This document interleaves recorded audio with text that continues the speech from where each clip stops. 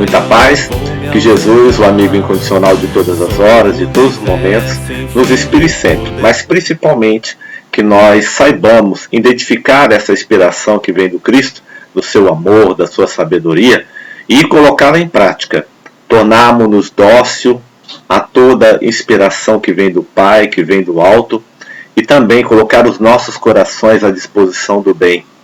Colocar o coração à disposição do bem é uma das melhores coisas que nós podemos realizar em nossa vida. O bem é o objetivo principal, é o objetivo estendido, é o objetivo completo do nosso universo, desse mundo em que nós vivemos. E o amor do Pai prova isso, porque Ele está sempre criando e está sempre fazendo com que os seres possam progredir nesse universo infinito. Então o bem, ele não é só a nossa bandeira, ele é a nossa atitude, ele é o nosso esforço, ele é o caminho que pode nos levar a realizar sempre as coisas da melhor maneira. Nós todos somos uma seara, nós todos temos um campo de emoção muito grande, muito forte, que está localizado no nosso coração, no cerne do nosso espírito. E esse campo, ele é amplo e contém milhões de possibilidades. Ali nós podemos depositar semente de todos os tipos. Somos livres para plantar o que quisermos. Somos livres para fazer a semeadura da forma com que nós entendemos. Mas a colheita, como nós já sabemos e temos muito estudado sobre isso, e isso há muito tempo, ela é obrigatória. E ela é obrigatória porque a vida não tem nada que ela realize que não seja objetivo, que não seja real. Então, colher aquilo que se planta é uma dádiva da vida. E a vida não faz seleção, se planta o bem ou se planta o mal.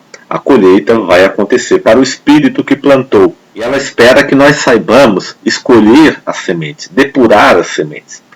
Quando se fala em depurar uma semente, se fala em preparar a semente que vai se plantar antes que ela saia de nós. Tudo sai de nós, tudo tem um objetivo. E mesmo aquela semente que chega até nós só iremos cultivá-la se nós a assimilarmos e depois a plantarmos.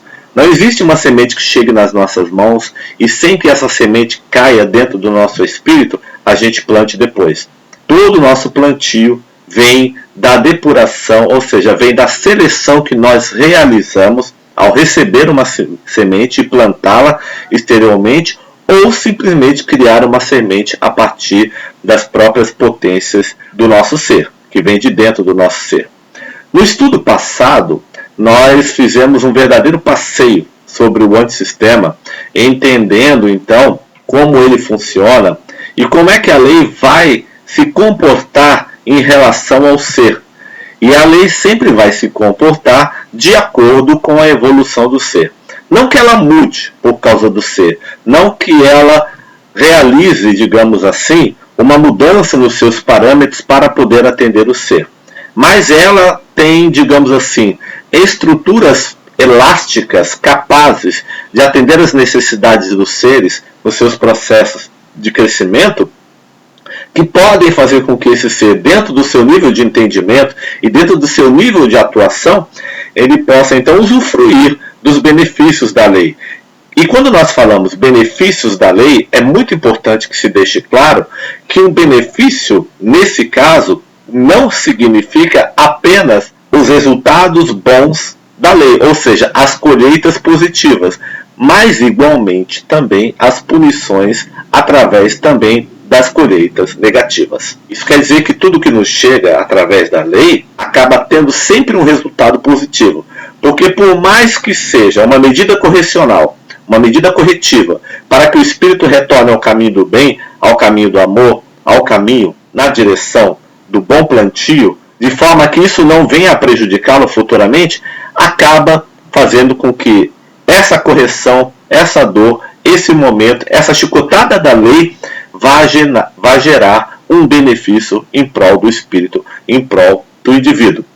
Uma das questões do espiritualista, muito importante, é que o espiritualista ele precisa aprender a não achar mais nada estranho no universo. Ele não precisa mais identificar as coisas que acontecem no universo, as ocorrências e os fatos, como coisas estranhas. Isso não significa que nós tenhamos que admitir o mal ou tenhamos que aceitar os fatos ruins como coisas naturais. Não, não é isso. É natural no sentido, eu diria assim, de que o pensamento do homem, cuja inteligência está muito abaixo da inteligência divina, não sabe direcionar todas as suas potências para constantemente estar sempre realizando o bem. Mas o que nós podemos entender disso é que não achar estranho as coisas significa não colocar as coisas no nível do sentimentalismo e da emoção negativa e rebaixada do homem, do ser, que sempre acaba acreditando que tudo de ruim que acontece é simplesmente uma desgraça, que não teve, digamos assim, um sentido e que aconteceu de forma fortuita. Ou então que se trata de uma maneira de se revoltar contra a natureza, se revoltar contra Deus, ou se revoltar contra aqueles que praticaram o erro. O espiritualista, ele precisa verificar e entender como funciona o pensamento de Deus na forma da sua lei.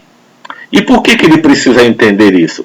Para que ele possa estruturar o seu ser de acordo com a vontade do Pai.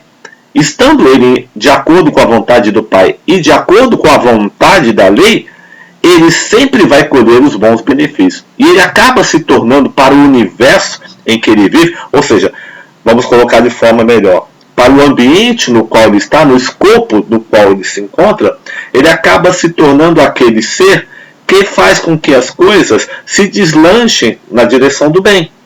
Vamos aqui analisar a vinda de Jesus na Terra. Jesus vem ao planeta Terra. Ele identifica o mal? Perfeito. Ele identifica as necessidades humanas? Perfeito. Ele identifica o que vai nas primeiras, segundas, terceiras, quartas e quintas intenções dos seres humanos que se aproximam dele? É verdade. Jesus sabia exatamente onde o mal se ocultava, como ele poderia aparecer e os meandros que ele utiliza e que utilizava para poder se manifestar e se converter em pedra de tropeço para o próximo. Mas ele não agia de forma a fazer com que esse mal se manifestasse, ou seja, que esse mal se tornasse evidente. Jesus sempre primava o bem, sempre olhava o caminho do amor, sempre olhava o caminho da paz. Então ele vai ser o quê? Ele vai ser no nosso planeta, entre tantas outras coisas, aquele modelo que vai identificar o bem como potência máxima, em primeiro lugar. Ele, em primeiro lugar, vai identificar o amor do Pai por toda a humanidade. Ele vai identificar esse Deus único. Ele vai falar desse Cristo cósmico. Ele vai o tempo todo harmonizar as relações.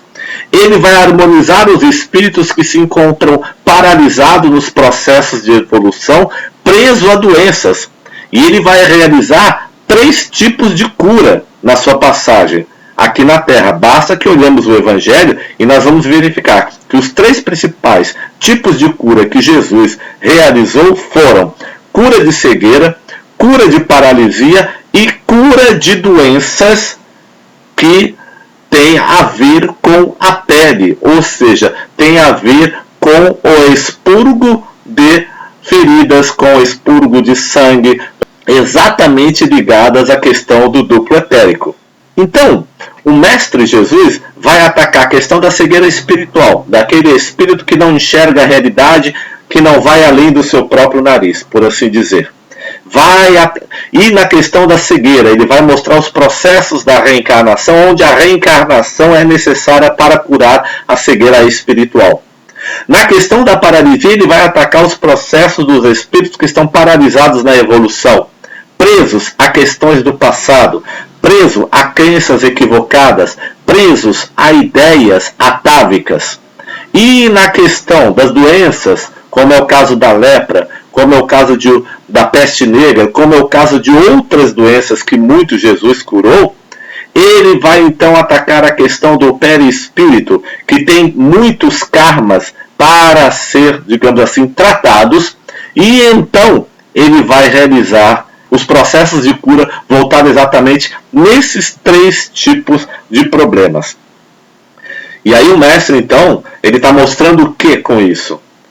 Ele está mostrando que o objetivo dele na Terra estava muito mais ligado do que simplesmente arrancar dentes, estava mais ligado à questão da evolução do espírito. Todos os tipos de doença que ele trata são doenças de fundo de característica espiritual. E por isso que ele vai adiantar-se nesse processo. No estudo passado, nós analisamos exatamente a relação do ser em função do legislador. Ou seja, nós analisamos o comportamento da lei em função do estado evolutivo que o ser se encontra.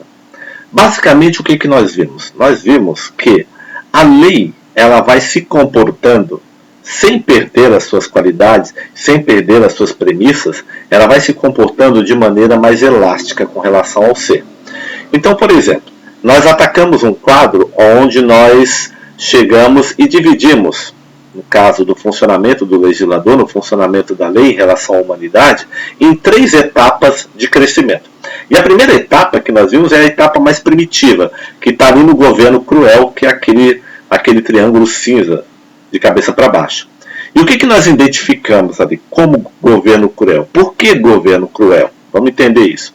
Porque numa época em que você tem uma humanidade extremamente primitiva, que é o tipo do homem da força, que ele não respeita a lei, e a lei para ele é apenas algo a ser vencido, mas não algo a ser respeitado, então, para dominar esse tipo de indivíduo, era necessário um governo cruel, ou seja, um governo mais do que mau, porque deveria utilizar de métodos mais coercivos para fazer com que esse indivíduo se colocasse na linha. E um exemplo muito interessante que nós demos aqui foi a questão da boiada. Então, se você é um pastor, como é que você cuida da sua boiada? Como é que você cuida dos animais que estão dentro da sua seara, do seu aprisco? Você separa esses animais de acordo com uma série, digamos assim, de necessidades. Então, o macho da fêmea, para que não fiquem se acasalando o tempo todo, os bezerrinhos mais novos ficam com a fêmea, depois de determinado tempo eles são separados e vão separando por cercas. Mas, no meio desse cercado todo, para que o rebanho possa crescer de forma harmoniosa, pode existir, de repente, aquele boi, pode existir aquele touro que escape do cercado, que não respeite a lei, que queira fazer a coisa da forma com que ele quer, para tentar pular num cercado que não tem nada a ver com ele. Então, como ele não respeita a lei, o que acontece? Muitas vezes, ele é direcionado novamente ao seu cercado, de onde ele escapou, de uma forma mais coerciva, de uma forma mais violenta, porque ele não respeitou, para que ele pudesse evoluir ali dentro daquele cercado. É como um aluno que você coloca dentro de sala de aula, um aluno rebelde, e ele não quer saber, ele não quer entender por que ele está ali para aprender. Para ele, aquilo é uma prisão. Ele anseia pela liberdade sem entender que a liberdade para ele está em passar por aquela sala de aula e aprender, para que ele possa justamente no futuro ter estudo, ter educação, ter conhecimento e capital intelectual suficiente para que ele possa adentrar ao mercado de trabalho e poder levar a sua vida de forma honesta, tranquila e obtendo os recursos que ele necessita para sobreviver num mundo extremamente econômico, que é o mundo no qual nós estamos. Então, aquele boi que escapou do cercado foi levado de volta para o cercado e foi de uma maneira coerciva. Então foi necessário o quê? Recursos mais fortes que o boi para poder colocar ele de volta no cercado. Veja que nós estamos falando de um mundo primitivo. O que acontece se esse boi, se esse touro continuar escapando do cercado? Vão construir um cercado mais forte, vão construir um cercado mais alto para que ele não possa escapar. E aí ele vai se sentir cada vez menos livre, aliás, cada vez mais cerceado. E aí o que pode acontecer com esse boi ainda mais na sua trajetória?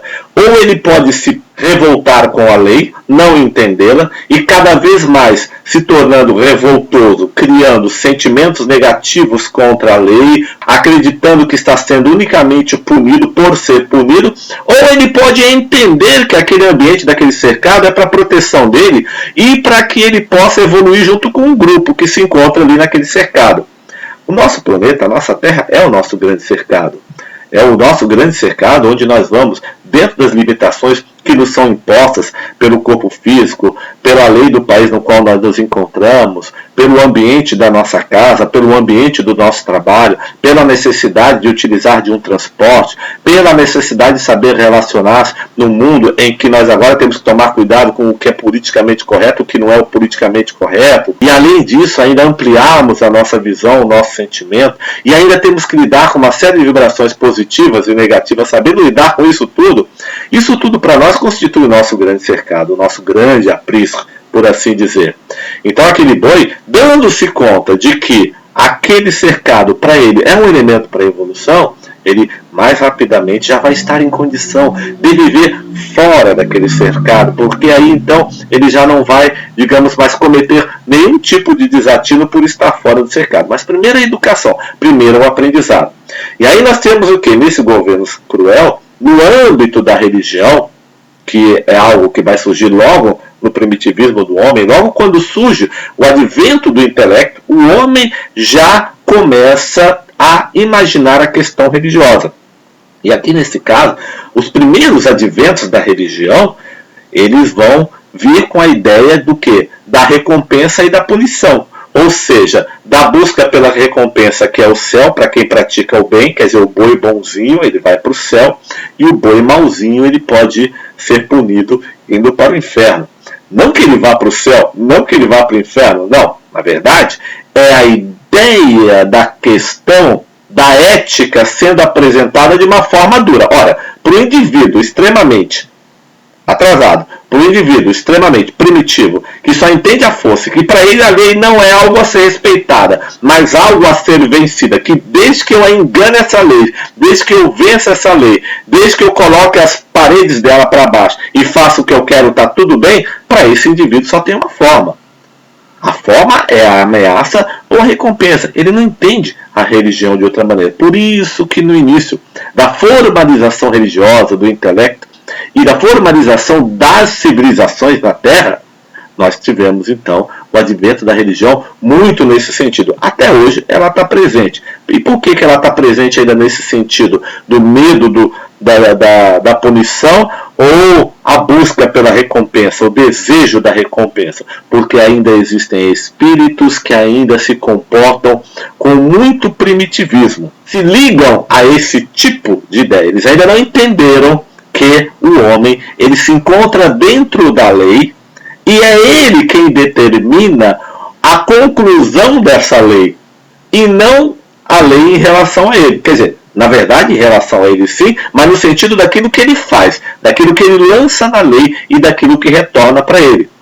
Então, o homem ele começa a entender que ele tem uma abrangência muito grande, uma abrangência maior no funcionamento dessa lei. Então nós temos aí o advento do governo cruel, porque para dominar animais você precisa de um governo cruel. Como nós sempre falamos aqui, se você colocar, por exemplo, um espírito que vai só pelo amor, para lidar com esse tipo de espíritos extremamente atrasados, nem todos podem se modificar.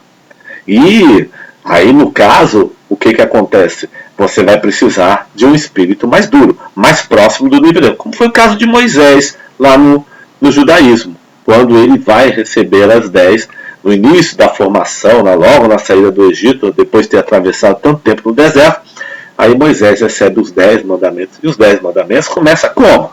Começa primeiro falando da questão do espírito, do amor, amar a Deus. Depois ele começa com uma série de mandos para a personagem encarnada. E olha só, não matarás, não roubarás, tudo falando para o primitivo. É um bando de não, é um bando de proibição.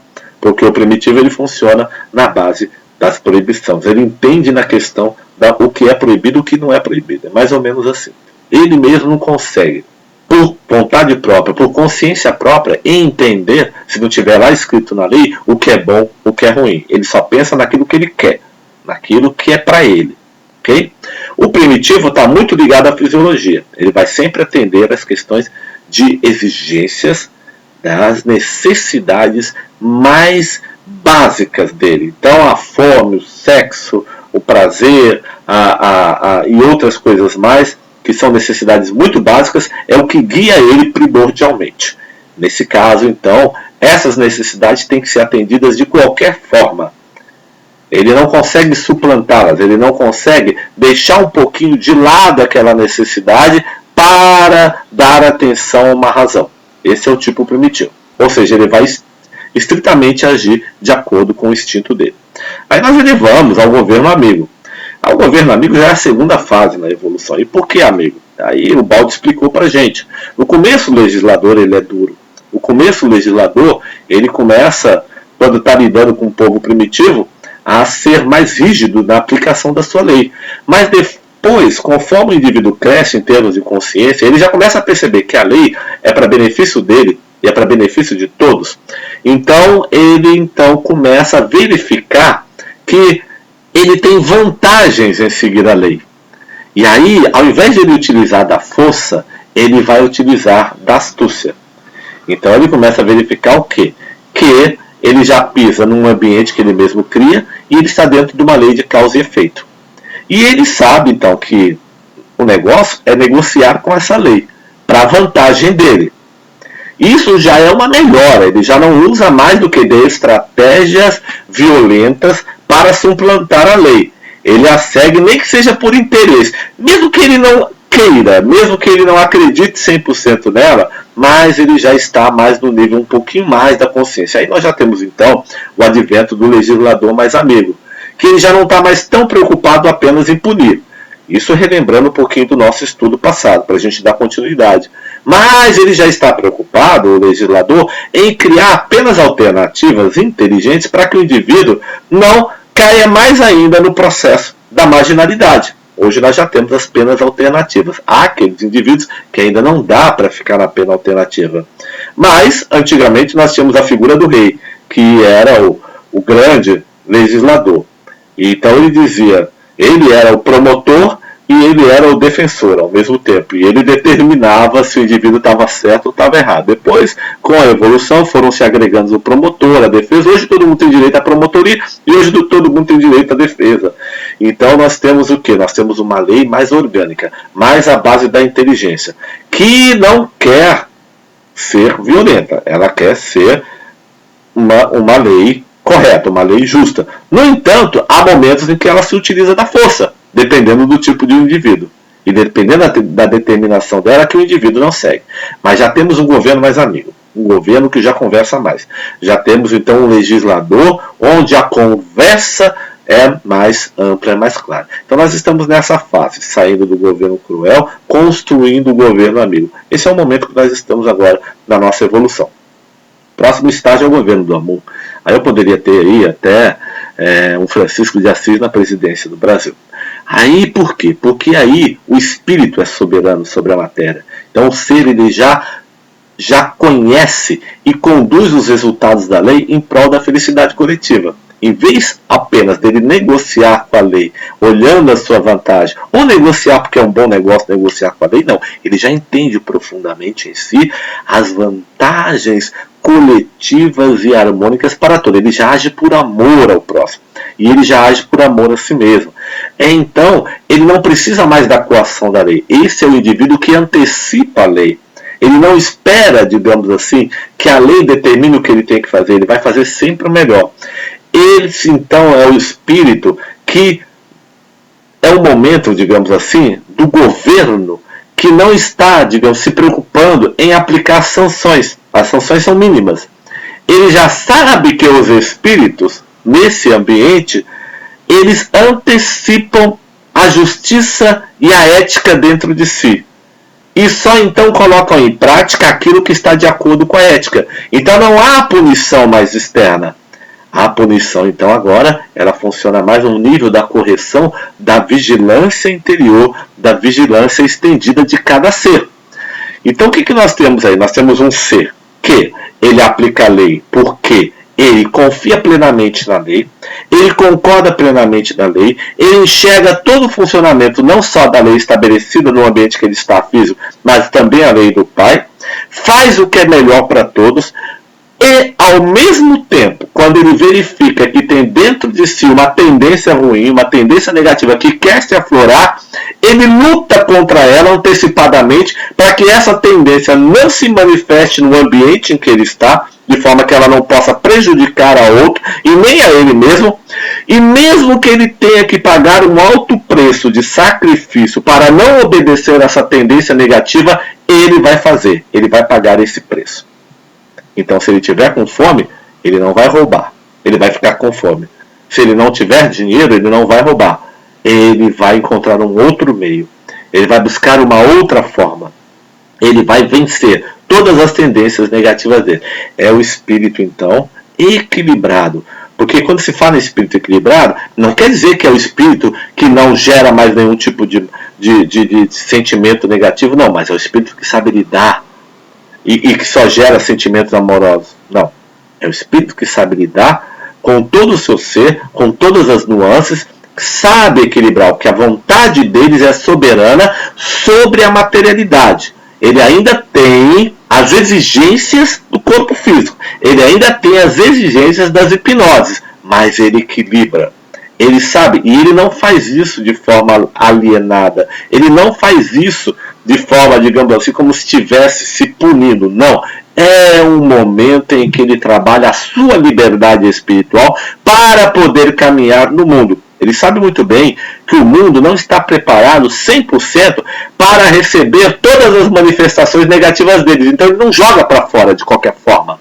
Ele sabe lidar com isso de forma muito bonita. E aí nós temos um mundo harmonioso, onde muitos tratamentos são feitos no nível da consciência. O que não significa que esses tratamentos sejam ocultos, sejam, digamos assim, secretos, e que cada um faça sozinho. Não. Pelo contrário, a coletividade trabalha junto na harmonia e no equilíbrio dos indivíduos, e da mesma forma os indivíduos trabalham na harmonia da coletividade. Então, ao invés de existir o moralismo que cobra, que joga na cara, que adora dizer que está certo e que o outro está errado, existe um estudo sincero, isso sim, bonito, um exercício comportamental de todos em prol de todos, aonde o ser ele vai identificando os detalhes da sua estrutura espiritual e de forma que ele possa caminhar sempre num sentido melhor. Aí sim, ele tem o espírito soberano sobre a matéria. A matéria ainda exige, mas ela já não consegue exigir de forma tão forte. Mesmo que exista essa exigência negativa da materialidade, o espírito sabe como determinar os rumos da sua trajetória emotiva e de pensamento. Imagine como é fabuloso. Nós podemos determinar o que o nosso intelecto vai pensar. Isso quem consegue fazer é o espírito. Quem consegue determinar quais são as gênesis do intelecto e da emoção. Isso não é um processo duro, isso não é um processo de ataque. Não, pelo contrário. Isso é já o que? A inspiração da centelha divina agindo em nós. Então, muitas vezes, quando nós estamos lá no centro espírita e temos uma sessão mediúnica e é feita uma prece, um mentor se apresenta através da mediunidade de alguém ou simplesmente vibratoriamente se percebe a presença desse mentor, muitas pessoas elas admitem, elas comentam, pessoas que participam dessas reuniões, que naquele momento da prece, que naquele momento da reunião, que naquele momento da presença daquele mentor, sentiram uma vibração, uma mudança no padrão de pensamento, uma mudança no padrão de sentimento, uma mudança completa na própria estrutura do ser, como se estivessem absolutamente aliviados. E aí a gente vai dizer que isso é o trabalho dos espíritos, de fazer com que os fluidos deletéricos sejam todos exauridos, transformados, de acordo com a vontade do Cristo, através do trabalho do passe, da inspiração, da orientação, da intuição e do derramamento de fluidos superiores. E a presença desses espíritos nos mostra, quando eles se aproximam, que eles já possuem essa estrutura. E essa estrutura que eles conquistam, eles continuam conquistando até hoje, continuam trabalhando nela até hoje. Os espíritos não param de evoluir só porque foram para o mundo espiritual. Emmanuel, quando ele começou a escrever, no início da psicografia, na parceria com o nosso querido Chico Xavier, ele escrevia de uma forma. Quem vai ler os últimos livros de Emmanuel vai ver que Emmanuel já evoluiu na forma de escrever. Porque os espíritos no plano espiritual também evoluem, também crescem, inclusive mudam de opinião. Porque quando eles aprendem um conceito diferente, um conceito novo, mudam um paradigma, eles então têm todo o direito, toda a liberdade de expor esse novo paradigma e de reconhecer que cresceram, que evoluíram. Então nós percebemos aí que as coisas mudam, que as coisas se modificam, os espíritos se modificam também. Se não fosse assim, se eles não pudessem fazer esse trabalho, nós então estaríamos num mundo fechado onde a evolução não é possível. Ou seja, estaríamos usando antônios, até hoje. Apesar de que alguns ainda gostam de usar antônios. Nós estamos lá na página 71, Deus e o Universo. A gente continua vendo a questão das confirmações em nosso mundo e dando continuidade ao estudo passado. E diz assim o nosso querido professor Pietro Ubaldi. Os nossos juízos sobre a ação divina se detêm na superfície e se limitam ao momento e pretendemos com eles concluir a respeito dos problemas que desconhecemos frequentemente. Algumas construções não se podem conseguir a não ser por reação, pois a do mal é o impulso a que o evoluído mais obedece. Então a força mobilizada não pode ser o bem, mas o mal. Vamos separar esse parágrafo aqui. Primeira coisa, o Baldi está nos lembrando que nós realizamos uma análise, ajuizamos, pensamos, colocamos em determinados momentos do nosso pensamento, das nossas convicções, como é que nós acreditamos que a ação divina se processa no mundo, se processa no universo. Em geral, nós nos limitamos ao quê? Para fazer essa análise, ao momento que nós estamos vivendo. E normalmente, nós somos levados pelo nosso intelecto, pelo nosso raciocínio, pela nossa observação da vida, a concluir muito sobre problemas que nós desconhecemos. E, inclusive, uma das coisas que é muito interessante nisso, que o professor Pietro Ubaldi coloca, ele diz que a maior parte das construções que nós realizamos, elas são feitas pelo processo de reação. Então, em geral, o evoluído, ou seja, o espírito mais atrasado, ele sempre vai reagir de acordo com a própria vibração dele. Isso também vai acontecer de acordo com o entendimento que ele tem da ação divina também. Então, evidentemente, que um ser que acredita terrivelmente no mal, ou seja, um ser que vê no mal uma força preponderante forte, esse ser, ele tende, digamos assim, a fazer comparações com a lei divina, mas sempre inconscientemente acreditando mais e cultuando mais a força da energia negativa. Isso é uma coisa muito difícil de se falar e até difícil de se explicar, porque, em geral, nós temos a tendência de acreditar que a nossa ritualização que nós fazemos em relação a Deus, em relação às coisas do Espírito, aos mentores que nos assistem, o nosso processo de ritualização, ele é extremamente defensivo. Normalmente nós buscamos a religião ainda para ganharmos o quê? Ganharmos forças para nos defender da influência do mal, da influência negativa. Então, em geral, a gente cria símbolos. Paz, amor, harmonia, saúde eterna, prosperidade. Fulano me protege, o meu mentor é forte. Acredito piamente em São Fulano de Tal. Sou devoto de não sei o que. Ou seja, em geral, nós negativamos a religião porque inconscientemente nós a buscamos não por acreditar mais no bem, mas por inconscientemente acreditar mais no mal. Agora veja bem, é muito importante que a gente entenda o que eu estou querendo dizer aqui agora. Não é que a gente acredite no mal de forma consciente porque nós escolhemos o mal. Não. É porque a massa composta, amorfa, do nosso subconsciente, na construção das nossas reencarnações, elas têm toda uma cristalização fomentada pelo mal. Quando eu falo em mal agora, eu não estou falando em maldade. Importante que se entenda isso. Veja, eu estou falando que na oposição do espírito em relação à matéria. Normalmente, a nossa construção foi levada pelo processo da queda, como nós vimos lá no inferno de Dante, a mergulharmos no antissistema. E a gente viu que o inferno de Dante, no último estudo, na verdade representa todo o processo da evolução que é o antissistema. decaímos nesse antissistema, mergulhamos, fomos atraídos pelos nossos próprios impulsos. Esse impulso que utilizou a inteligência, que utiliza a inteligência, que é um atributo divino, de forma negativa, na direção antissistêmica, eu posso chamar de mal. Então, quando eu falo na crença do mal, quando eu falo nisso, eu estou dizendo que está lá no nosso subconsciente. Eu estou falando nessa formalização energética que nós viemos construindo durante todo o nosso processo de evolução.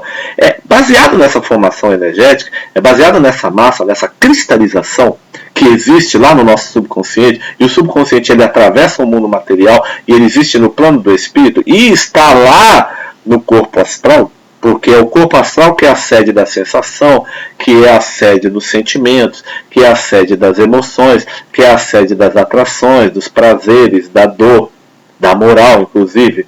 Lá está o nosso subconsciente, ele atravessa todos esses ambientes. É dele que advém a energia que vai alimentar o nosso intelecto. Então veja bem, superficialmente nós estamos recebendo informações positivas.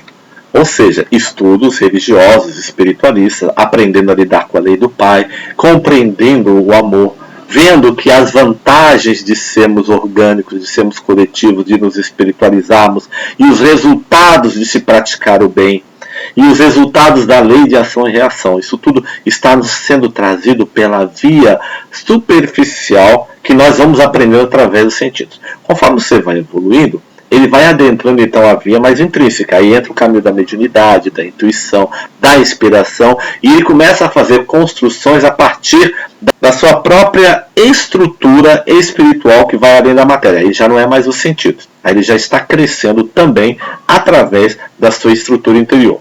Um exemplo muito claro desse crescimento interior é aquela passagem em que Pedro estava com Jesus, juntamente com os apóstolos, e aí Jesus olha para Pedro e pergunta para ele assim: Pedro, que dizem os homens que eu sou? Pedro responde: tu és o Messias, os homens dizem que você é o Messias, outros dizem que você é um opositor de Roma, outros dizem que você quer reinar no mundo judeu. Quer dizer, Pedro começa a dizer o que é popular, que você é o Salvador, que você veio para tirar os judeus do domínio romano. Tudo isso Pedro vai responder para Jesus. E aí Jesus pergunta: mas e você, Pedro? Que eu sou? E aí Pedro dá uma resposta inesperada: tu és o Deus vivo. Olha só, Pedro identifica plenamente em Jesus o Deus Pai, identifica plenamente no Espírito de Jesus a presença do Pai. E fala vivo, quer dizer o seguinte: energia viva que o tempo todo trabalha. E aí Jesus dá uma resposta fabulosa e faz uma observação maravilhosa: bendito és, Pedro Simão, porque não foram os homens, nem a carne que te disse isso. Quer dizer, não foi o conhecimento intelectual, não foram o sentido dos fatos exteriores, nem o que dizem a população e nem a religião que disse aquilo para Pedro. Mas o meu Pai que está no céu disse isso para você, de dentro de você. Não fui nem eu, hein? Através de mim. Foi o meu Pai que está no céu, que está dentro de ti, como está em mim também. Aí eu estou vendo claramente o que? A manifestação da intuição, da inspiração e do aflorar da centelha divina no apóstolo Pedro, que vai manifestar uma verdade profunda tão grande quanto a que Jesus dizia para nós. Todas aquelas suas tertúlias, todos aqueles seus ensinamentos. Maravilhoso. Tu és o Deus vivo. Bendito és, Pedro, Simão Pedro, porque não foi os homens, nem a carne que te disse isso, mas o meu Pai que está no céu. E aí nós temos então o processo da evolução, o processo do crescimento do ser, em que ele vai educando aquela massa anterior, aquela massa que se aproxima do cada vez mais do antissistema, interessada na matéria, que vai sendo construída nos processos da reencarnação, e ali começa a adentrar um elemento novo. Ora, se você tem um copo d'água, a água suja, imagina, vamos fazer um exercício mental aqui, todo mundo. Eu tenho um copo d'água suja. E esse copo d'água está colado na mesa. Eu não posso virar esse copo d'água para a mesa de cabeça para baixo porque ele está colado à mesa. E também não posso tirar a mesa do chão porque ela está colada. Ou seja, em algumas palavras, é impossível virar esse copo de cabeça para baixo para tirar aquela água suja. Qual é o próximo? E é um problema também. Você também tem uma água que está grudada naquele copo. Então esse copo pode representar o nosso subconsciente. Toda a estrutura de evolução, de crescimento, de registro, de experiência boa ou má, que vão somando e vão formar. A soma disso vai criar uma massa amorfa. Como é que você faz para limpar essa água suja que está no copo? Se você joga o que está fora do copo, você perde todo o material que você construiu.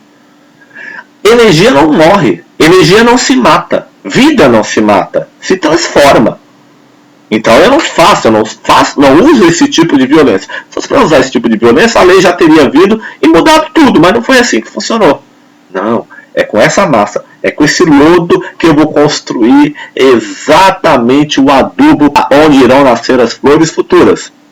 E aí o que acontece na fluidificação desse lodo, na fluidificação dessa massa? Qual é o processo? O processo é vir com água limpa e jogar nesse copo. Conforme você vai jogando água limpa, e você não pode jogar tudo de uma vez, senão você perde a coisa, perde todo o processo de espiritualização. Não, a gente vai jogando com aprendizado, com crescimento, com entendimento, com estudo profundo, com a mudança progressiva e contínua do nosso ser.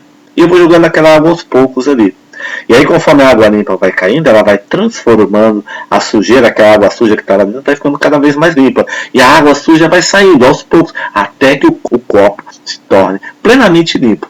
Ou seja, aí eu tenho plenamente a inspiração que veio de dentro. Mas há pessoas que preferem continuar jogando lodo no copo. Espíritos que ainda interessados demais na materialidade, no imediatismo, e por não acreditar que essa vida tem um valor que vai além da matéria, e aí querem usufruir a qualquer forma, desrespeitando a lei, então eles continuam jogando lodo dentro do subconsciente, dentro do copinho deles. É nesse sentido. Então que nós entendemos que a forma com que nós analisamos a divindade em relação a nós, ela está ligada a essa massa. E muitas vezes essa massa ainda age no sistema defensivo, no sistema primitivo que quer se defender e quer atender à sua fisiologia, quer atender às suas necessidades. Um exemplo muito bom disso é que a maioria das pessoas, quando se fala em paraíso, pergunta para os seus amigos, o que você acha que é o paraíso? É muito interessante essa resposta que a gente vai ouvir. Para uns, paraíso é não ter que trabalhar. Para outros, paraíso é ganhar muito bem. Para outros, paraíso é ficar rico. Para outros, paraíso é viver sem fazer nada, só comendo churrasco e fazendo sexo e dormindo. Para outros, paraíso é viver viajando, passeando, não se preocupar com o horário. Para outros, paraíso é ter saúde física. Para outros, paraíso é poder ter um monte de namorado, um monte de namorada. Para outros, paraíso é paz. O que é paz para ele? Paz às vezes é ter que não trabalhar, é ter que não ouvir o patrão, é não ter quem perturbe o juízo dele, é não ter que enfrentar as vicissitudes da vida. Se nós notarmos, são tudo coisas da fisiologia exigente. O que é a comodidade? E se nós observarmos mais ainda, está falando do paraíso animal. Sexo, churrasco, não ter que trabalhar, só dormir e na hora da fome vai caçar. Paraíso animal. Paraíso verdadeiro mesmo. Aí entraria realmente o esforço de mudar as necessidades. Quem quer mudar as necessidades? Sentir fome não é uma coisa gostosa, maravilhosa? Não é bom? Não é? Ter um namorado, uma namorada não é uma coisa maravilhosa? É bom. Não é? Ver o ego inflar, o orgulho, aquela emoção exacerbada quando a gente vê uma coisa assim bem terrena, não é bom, né? E aí a maioria está achando que voltar para a casa do pai é levar todas essas coisas e lá Deus ficar multiplicando pão e peixe para todo mundo comer sem ninguém ter que fazer nada, só ficar orando o dia todo, saudando o dia todo. Não é assim. Por isso que nós mencionamos no estudo de Dante, que nós fomos ver, onde Satanás está mergulhado lá no profundo do inferno, E Dante vai dizer que ele está congelado, ao contrário das ideias religiosas de que o inferno é quente, pegando fogo. Porque fogo significa luz, significa energia. É exatamente o contrário do inferno. E está lá, no inferno de Dante, Satanás, lá preso na materialidade. E quer influenciar a materialidade batendo as suas asas. Embora esteja preso, está influenciando. O que é Satanás? É o direcionamento do pensamento de forma equivocada. É o pensamento voltado para a materialidade. E ele quer o quê? Ele quer os prazeres da matéria.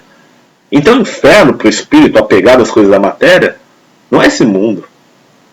É o céu, meu irmão. Porque é a evolução. Ele vai deixar, vai mudar as necessidades. Os prazeres mudam. Isso aqui é o inferno. Como nós falamos na aula passada. Então, só que o subconsciente do indivíduo esperto pra caramba, ele já tem a consciência, olha que coisa interessante, de que fogo para ele é inferno. Por que fogo para ele é inferno? Porque fogo é luz, é energia. E transformar em energia, a carne voltar a ser verbo e o verbo voltar a ser espírito, a fisiologia da gente não quer isso muito bem, não. Nem a maioria dos espíritas querem isso. Então, nós temos que entender que o processo da evolução é um processo que exige esforço. E temos que entender que nós vamos ter que modificar a nossa biologia estrutural para poder crescer, para poder evoluir. Por enquanto, nós estamos na fase em que nós estamos vencendo a animalidade. E olha que não é brincadeira, não. Então, continua o professor Pietro Baldi, a força mobilizada não pode ser o bem, mas o mal. Então quer dizer o seguinte, em geral, nós mobilizamos muito a força negativa para realizar as coisas. Então, como é que eu posso perceber que eu modifico forças positivas? Não adianta eu falar que eu sou positivo, que eu escrevo coisa positiva, que eu prego um monte de quadro na minha casa positivo, você entendeu? Porque eu sou positivo, que eu penso positivo. Isso nada não define se você é positivo ou não. O que nós temos que olhar é a vibração que nós imprimimos nas nossas, digamos assim, na nossa trajetória completa. Aí você tem que olhar a vibração emotiva, a vibração de pensamento e a vibração de sentimento. Todas elas o tempo todo. E como é que elas se manifestam na sua atitude? Porque a maioria das pessoas que dizem que são positivas fazem isso para agredir o próximo. Querem se mostrar que são melhor que o próximo. E isso não é positividade. O positivismo, ou seja, a positividade é espiritual, permeada por uma inteligência espiritual que não é infantilizada. Ela pressupõe o quê? Pressupõe aquele ser que sabe e entende o funcionamento da lei, que a vontade do espírito já consegue suplantar a vontade material, e ele, em geral, ele sacrifica muitas coisas em prol disso. Então ele às vezes não se preocupa em vencer discussões e nem criar discussões. Ele não faz ataques com moralismos, e quando ele é atacado com moralismo, ele sabe resolver emocionalmente isso dentro de si de forma tranquila e benéfica. Ele entende o funcionamento da lei, ele talvez ainda não consiga determinar todo o direcionamento da lei a favor dele, mas ele já entende, ele já vai se adaptando a ela. Então nós temos o quê? Nós temos um indivíduo que está mudando o seu subconsciente, que já está construindo uma massa diferente. Tudo isso eu coloco aqui, não é uma crítica, é para que a gente entenda o nível no qual nós nos encontramos. Quer saber de uma coisa? Como é que você vê, como é que você observa qual é o nível espiritual que você encontra? Deixa acontecer uma coisa, uma surpresa que te desagrada para valer e olha a sua reação. Aí você vai saber o nível que você se encontra. Olha bem a tua reação, aquilo que de surpresa. Assim. Se for uma reação que te desequilibra um pouquinho só, que te leva ao desequilíbrio, uma reação que demonstra o quanto você ainda tem muita animalidade dentro de si, e você cria dentro dessa reação revolta, medo, rancor, sentimento de perseguição, de injustiçado, aversões, etc. e tal, pode ter certeza que a massa do subconsciente não está muito legal. Em geral é assim que a gente trata a religião. Religião não é a que você está. Já falei isso. Ali é a sua diretriz, digamos assim, de aprendizado exterior. É onde você se liga. Muitos vão chegar no mundo espiritual, eu era espírita. O mentor vai falar, espírita onde você era? Ah, eu frequentava o centro espírita aí. Ah, o centro espírita tal. Ah, eu fiz caridade. Mas a sua vibração é outra. A sua vibração é totalmente diferente. A reforma estendida ela é extremamente prioritária. E ela vai atingir pontos do nosso ser que nós precisamos estar muito atentos. Eu já falei sobre essa questão da gênese. Eu já falei muito sobre a questão do nosso sentimento, do nosso pensamento. como é que ele funciona. Por isso, diz o Baldi, as guerras que parecem tão inúteis e homicidas são muitas vezes úteis para determinar entre inimigos que de outra forma se odiariam a necessidade de coalizão com o objetivo de defesa comum, levando-os à unificação, uma das grandes vias evolutivas que nos conduzem a Deus. Olha só, o Baldi está querendo dizer mais ou menos assim, olha, muitas guerras que nós tivemos na história, elas uniram muitos inimigos para poder se defender. Olha que coisa interessante. E muitas guerras fizeram com que as pessoas de um determinado país inimigo se aproximassem de outras e visse que a dor daquelas pessoas era muito parecida com a dor das pessoas do país dela. Vocês devem ter assistido um filme que chama-se Cartas de Iwo Jima. Na Segunda Guerra Mundial, quando o Japão estava muito enfraquecido já, quase no final da Segunda Guerra Mundial, a marinha japonesa já havia sido totalmente destruída pela marinha norte-americana. E os americanos, para completar a invasão no Japão, eles tinham que tomar uma ilha chamada Iwo Jima. Essa ilha era uma ilha vulcânica, a água é horrível, e imagina, e era uma ilha pequena, quer dizer, além de ser uma ilha vulcânica, era pequena, então a água tomava toda essa ilha e era uma água extremamente salobra. O general que foi designado para proteger a ilha de Iwo Jima com pouquíssimos recursos, e quem viu esse filme e outros filmes que falam sobre a Segunda Guerra Mundial vai ver que as forças navais norte-americanas eram muito grandes, né? E assustadoramente grande. E os japoneses dispunham de poucos soldados, etc. e tal. Os americanos conseguem desembarcar, tomam boa parte da ilha, e os japoneses eles vão se refugiar em túneis, debaixo da terra. E um americano é capturado, ferido. Então os japoneses atiram lá no americano, capturam ele ferido e levam ele lá para dentro dos túneis. E aí o que acontece? Esse general, ele manda cuidar do americano, cuidar, tratar dele, porque ele era um prisioneiro de guerra, já estava rendido, e depois devolvê-lo com vida aos norte-americanos. E aí o americano tinha uma carta no bolso. E aí o general pergunta que papel era aquele. Ele vai dizer, é uma carta da minha mãe. Você poderia ler essa carta para a gente? O general falava inglês, né, o japonês. E aí ele começa a ler a carta da mãe. E a carta da mãe, enquanto ele ia lendo, o general ia traduzindo essa carta para o soldado japonês enquanto o americano ia lendo. E a mãe ia falando na carta, filho, estamos muito preocupados com você. As coisas aqui não estão muito bem. Seu pai está doente. Ele está muito preocupado. Queremos ter notícia sua. Por favor, cuida de você. Não deixe acontecer nada de ruim. Eu sei que você está numa guerra. Mas volta logo. Fica vivo. Volta para casa. Essa era a carta da mãe. Sua irmã arrumou um namorado. Ela está muito feliz. Mas ela também está muito preocupada com você. Todo o povo americano está sofrendo muito com essa guerra. Essa era a carta da mãe. Quando o americano termina de ler a carta e o general termina de fazer a tradução da carta, a maioria dos soldados japoneses estavam chorando, porque eram muito jovens, e eles diziam o seguinte, parece a minha mãe falando. É a mesma coisa.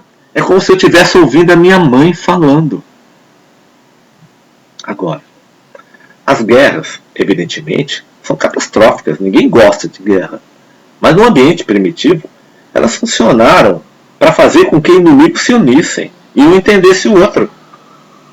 Aí você pega um indivíduo primitivo que não entende a coisa de outra forma, meu amigo, a lei vai agir por aí mesmo. Se é guerra que você quer, é guerra que você vai ter.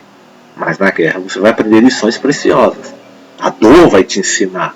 E ela vai te mostrar realidades que são diferentes daquelas ilusões que muitas vezes se faz em relação ao próximo. Normalmente eu quero atacar um inimigo forte, que é mais poderoso do que eu. E aí eu me justifico que eu devo atacá-lo porque ele está me fazendo mal. Quando eu chego lá, dou de cara com um indivíduo igual a mim. Igualzinho a mim. A mãe do japonês tinha o mesmo pensamento, do americano tinha o mesmo pensamento das mães dos soldados japoneses.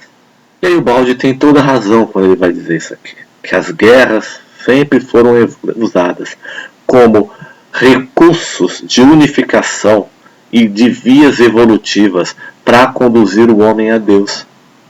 Se o homem quisesse usar da consciência, do amor, e pudesse usar sempre do poder do diálogo para conversar, se ele conseguir usar sempre disso, ele vai chegar a Deus da mesma forma. e melhor. Mas se ele é primitivo, ele se recusa ao entendimento, então vai para a guerra. E lá você vai aprender como é que é. Isso serve para todos nós. O meu pensamento, o meu sentimento em relação às pessoas, principalmente as pessoas que eu acho que estão erradas, ele é bélico? Ele é o quê? Eu quero corrigir por prazer? Ou a forma de eu corrigir o outro, ao invés de melhorar, piora? Porque inconscientemente eu faço isso, porque eu teria o prazer de continuar perseguindo e corrigindo ele eternamente, mas no fundo eu não quero que ele melhore? Porque essa é a técnica do malfeitor. O malfeitor, ele aparece de certinho. Ele aparece de bonzinho. Soma essas atitudes desses pseudos bonfeitores, lobos em pele de cordeiro, soma toda essa vibração deles na humanidade, aí você vai encontrar a maior força do mal que existe no mundo. Não é o terrorista que está explodindo bomba lá, não. Não é o indivíduo que matou ali, não. São esses. Porque o que eles produzem em termos de pensamento, de sentimento, de aversão, de raiva, de ódio pelo mundo, é utilizado essas vibrações negativas que eles produzem por espíritos inferiores, que vão utilizar para despertar o mal e chamar atenção por aí, para hipnotizar as mentes no mundo. Por isso que nós temos que cuidar coletivamente, individualmente do nosso interior, não mais com cobranças morais, com inteligência, com boas conversas. Quando você tiver que mostrar alguma coisa para alguém, seja extremamente gentil, seja extremamente coeso, seja extremamente bom, seja extremamente instrutor, seja extremamente amigável. Porque às vezes você vai passar algo bom para alguém e você faz com que a pessoa desista daquela coisa boa por causa da forma agressiva com que você passou. Não é esse o caminho. A não ser que esse espírito que você está passando seja um espírito muito esclarecido. E vai saber pegar aquele material que você entregou para ele, aquele limão azedo, e transformar numa boa limonada doce. Que até então não era doce, era azeda.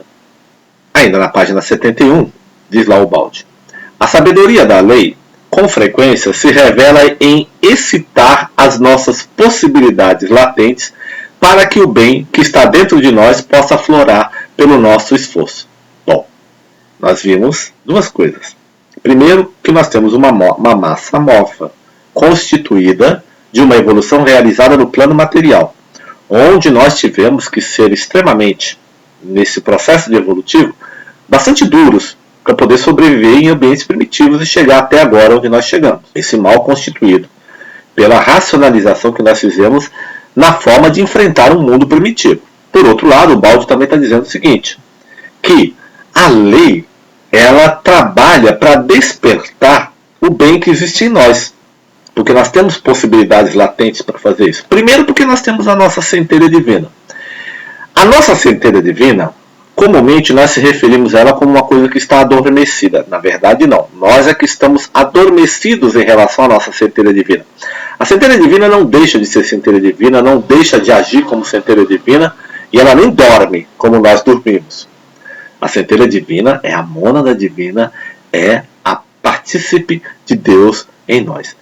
Meu Pai, foi Ele que disse isso dentro de você, Pedro. Lembra Jesus falando? É a centelha divina, é a ligação direta com o Pai. É o próprio Pai em nós. Então essa centelha divina, ela nunca dorme. Ela está acordada. É nós que estamos adormecidos pelos processos encarnatórios em função dela. Então a lei, ela quer utilizar as nossas possibilidades latentes para despertar o bem, para despertar uma realidade intrínseca de todos nós que é sistêmica. Então ela vai trabalhar sempre nesse sentido. Então ela quer aflorar, através do nosso esforço, esse bem, esse amor, essa qualidade divina. E veja bem, ela quer fazer isso através do nosso esforço. E por que ela quer fazer através do nosso esforço? Para que o ser seja o verdadeiro vitorioso. Para que nós sejamos os reais vitoriosos sobre toda a negatividade. Real vitorioso sobre a negatividade não é a destruição da negatividade, mas é a transformação da negatividade em positividade. Porque uma energia não se perde. Tudo é vida no universo. Por isso que nós não podemos achar nada estranho. Nós temos que saber lidar com as coisas com uma inteligência melhor. E aí, aflorar isso, a inteligência, a lei, na sua inteligência, ela vai utilizar de todos os recursos para fazer com que o ser possa aflorar o bem. nem que seja ele começando a se cansar do mal, que também já é um método, um recurso para que ele possa se interessar pelo amor, pela bondade. Mas aí ele entra numa fase em que ele acha que o negócio é combater o mal com as mesmas armas do mal, e aí ele vai estar fazendo bem. Esse ainda é um ponto da ilusão humana, que não funciona. Na verdade, ele precisa aprender a fazer outra coisa. Mais importante do que dar paulada no mal, do que bater no mal, é se tornar bom, é se tornar um estertor do bem.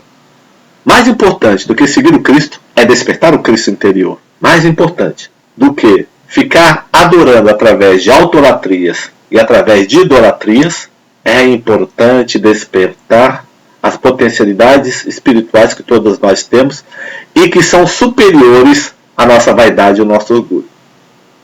Então nós temos um caminho muito grande pela frente e muito bonito também. E aí continua o professor Ubaldi. Por isso, os assaltos exteriores do mal e da dor agem sobre todos indiscriminadamente. O que parece ser um assalto é, na verdade, um elemento para o tempo todo nos fortalecer. Paulo de Tarso dizia: eu trago um espinho dentro de mim. Esse espinho não me deixa esquecer de que eu tenho que voltar o meu coração para o Cristo. Paulo de Tarso perseguiu os judeus, perseguiu os cristãos. Então ele mandou torturar, ele julgou e mandou executar Estevão. Ele depois vai descobrir que Abigail, a sua noiva, era irmã de Estevão. Ele perde Abigail, que fica doente. Ele vai atrás de Ananias.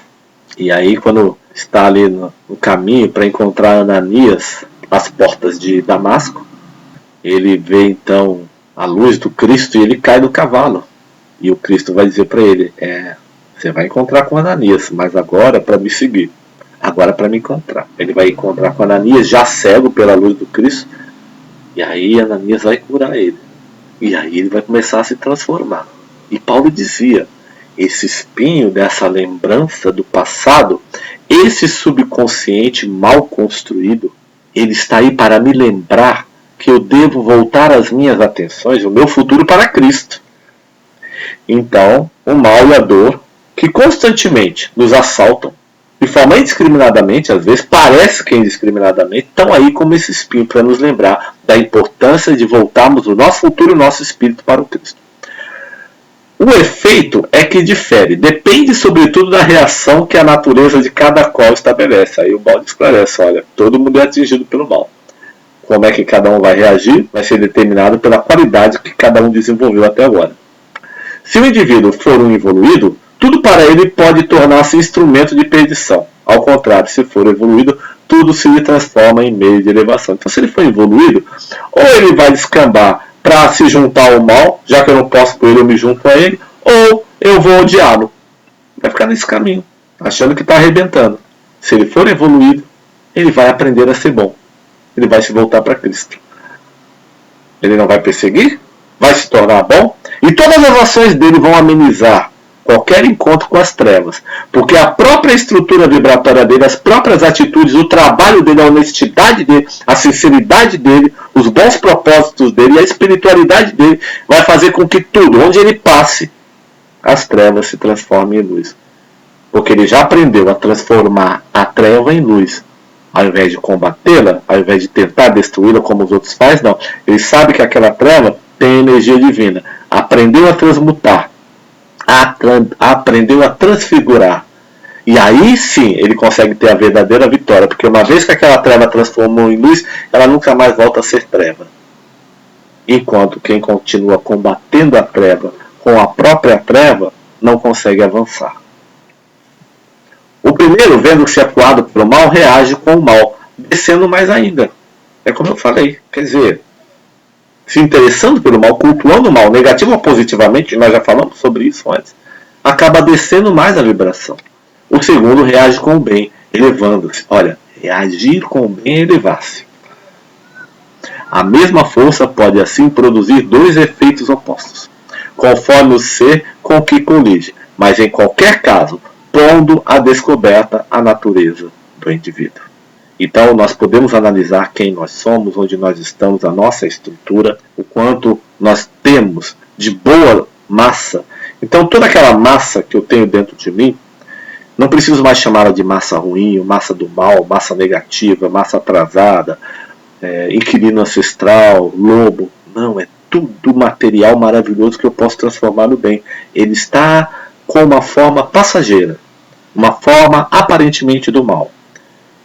Aí eu me lembro de Francisco de Assis, que pega o lobinho e, com a sua presença espiritual, torna o lobinho que antes era voraz e queria só as coisas da matéria, comer carne, atacava as pessoas, e transforma o lobinho num aliado da evolução, num aliado do crescimento, num aliado do bem e do amor e da sabedoria. Eis aí a ação de Francisco de Assis.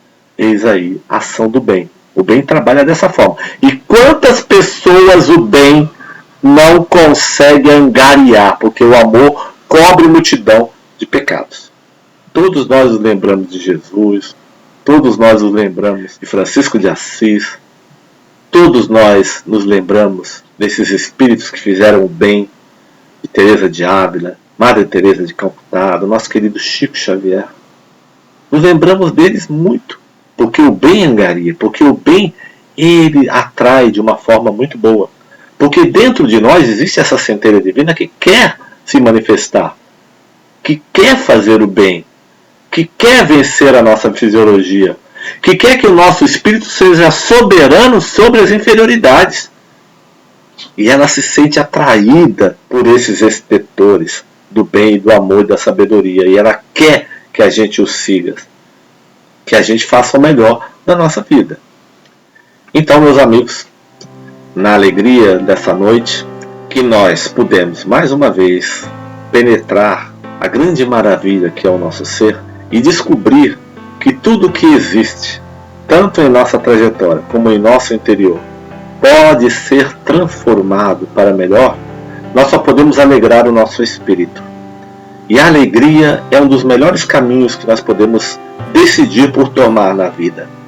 A alegria sincera, honesta, correta, permeada pela gentileza, é o nosso melhor elemento de defesa. Porque a defesa verdadeira não está em combater com armas negativas, com armas pesadas, com armas que causam mal. Nós dispensamos esse tipo de arma. Nosso querido professor Pietro Baldi vai nos dizer que a melhor defesa que existe é depor as armas. E depor todos os tipos de armas.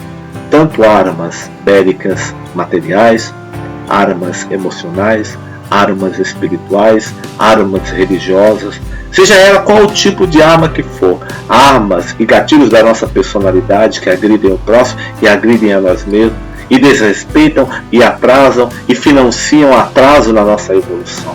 Depor todas essas armas.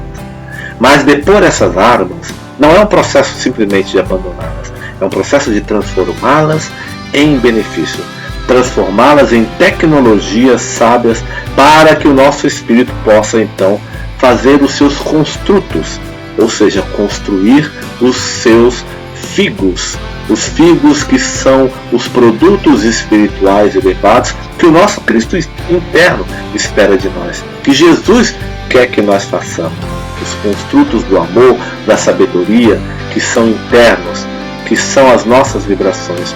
Mas esses construtos, quando produzidos e produzidos com honestidade, eles emanam as suas vibrações para o nosso próximo, que percebem.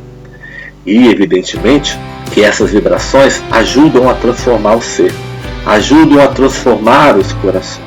E nós precisamos entender que aquele nosso lobinho que está lá dentro de nós, que significa a humanidade ainda desequilibrada, que significa também o nosso eu ancestral, que às vezes insiste em continuar a ser ancestral, pode se tornar o nosso melhor amigo.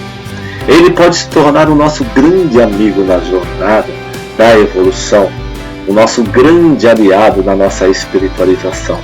Porque o mesmo lobinho que antes caçava e precisava das garras e dos dentes e era feroz, e tudo ele encontrava um motivo para se revoltar, tudo ele encontrava um motivo para contendas, agora ele pode usar essa mesma energia, transformá-la numa força capaz de criar uma nova era dentro do nosso ser, a era da espiritualização, a era do bom conhecimento, a era do poder mental sobre a matéria, do bom poder mental sobre a matéria, porque poder mental é só quando é pelo bem. Aí existe o poder mental. Quando é negativo, é um antipoder, é uma antimagia negativa, que só funciona para fazer com que o ser se contraia ainda mais sobre si mesmo, sobre o erro, sobre a malevolidade da qual ele deixou acreditar-se. Mas o bem não. O bem é um poder verdadeiro, porque a vida sempre caminha na direção da vida.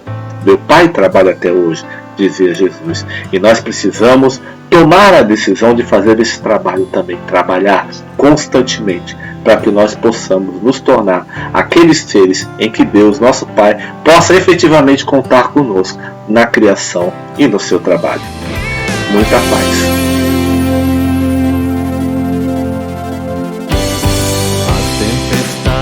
Dizem de me antecipar. Na boa luta eu não vou me ausentar. Sou o universo infindo por depurar, num feixe de fé que me faz caminhar. O advento do Cristo